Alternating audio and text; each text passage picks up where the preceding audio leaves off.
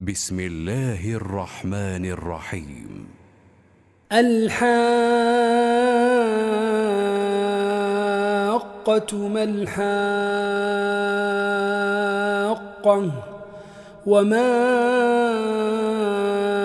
أدراك ما الحاقة كذبت ثمود وعاد بالقارعة فأما ثمود فأهلكوا بالطاغية وأما عاد فأهلكوا بريح صرصر عاتية سخرها عليهم 7 ليال و8 أيام حسوما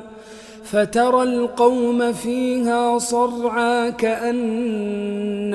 أعجاز نخل خاوية فهل ترى لهم من باقية وجاء فرعون ومن قبله والمؤتفكات بالخاطئة فعصوا رسول ربهم فأخذهم أخذة رابية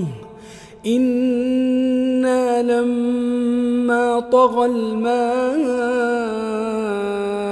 حملناكم في الجارية لنجعلها لكم تذكرة وتعيها أذن واعية فإذا نفخ في الصور نفخة واحدة وحملت الأرض والجبال فدكتا دكة واحدة فيومئذ وقعت الواقعة وانشقت السماء فهي يومئذ واهية والملك على أرجائها ويحمل عرش ربك فوقهم يومئذ 8 يومئذ تعرضون لا تخفى منكم خافية فأما من أوتي كتابه بيمينه فيقول هاؤم اقرءوا كتابيه إني ظننت أني ملاق حسابيه فهو في عيشة راضية في جنة عالية قطوفها دانية كلوا واشربوا هنيئا بما أسلفتم في الأيام الخالية وأما من أوتي كتابه بشماله فيقول يا ليتني لم أوت كتابيه ولم أدر ما حسابيه يا ليتها كانت القاضية ما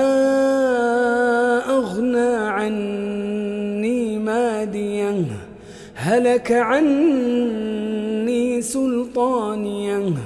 خذوه فغلوه ثم الجحيم صلوه ثم في سلسلة درعها 70 ذراعا فاسلكوه إنه كان لا يؤمن بالله العظيم ولا يحض على طعام المسكين فليس له اليوم هاهنا حميم ولا طعام إلا من غسلين لا يأكله إلا الخاطئون فلا أقسم بما تبصرون وما لا تبصرون إنه لقول رسول كريم وما هو بقول شاعر قليلا